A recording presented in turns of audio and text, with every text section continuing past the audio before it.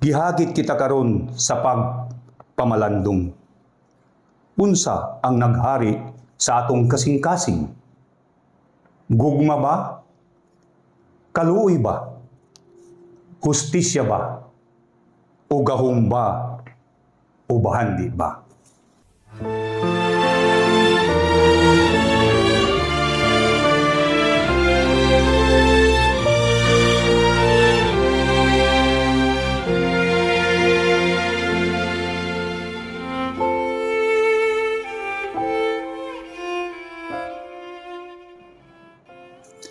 Balang adlaw mga igsoon ko diha ni Kristo.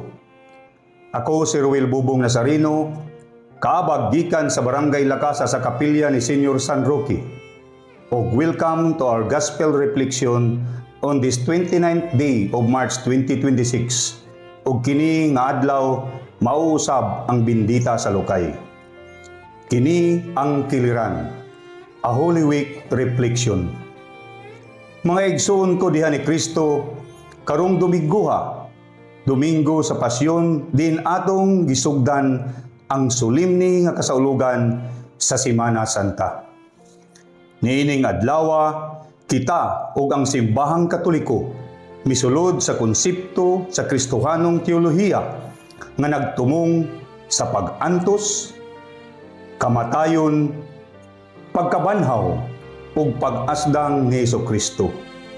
O pinaagi niining inyo iyang napildi ang sala ug kamatayon aron magdala og kaluwasan. Karong adlaw usab gihandom nato ang pagsulod ni Hesus sa Jerusalem, din atong nasaksihan ang pagdawat kaniya sa katawhan isip mapaubsanong hari ug manunubos. Si Jesus wala mosulod nga nagsakay og kabayo, kundili sa usa ka bisiro sa asno nga nagpakita sa kalinaw ug pagpaubos.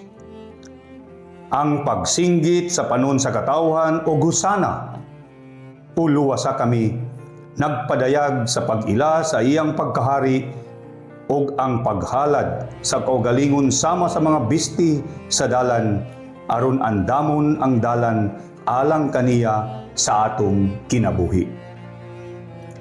Sa atong ebanghelyo, ang mga lukay ug mga palma nga atong gidala nagsangyaw sa malipayong pagdawat kang Kristo isip atong manunubos ug hari.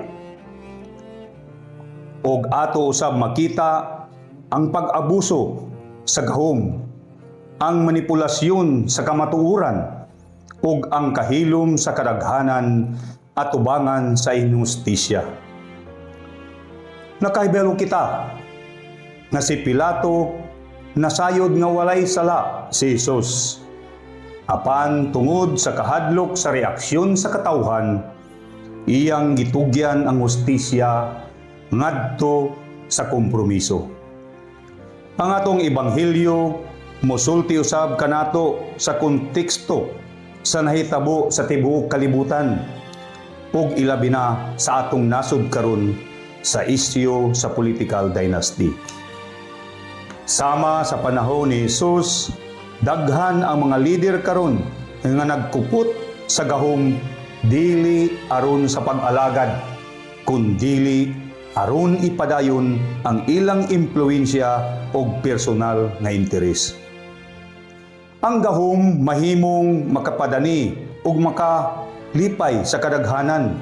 Apan kung walay hustisya ug tinuod nga pag-alagad, kini mahimong hinungdan sa pag-antos sa mga kabus, sa mga katawhan ug sa mga umaabot nga mga henerasyon.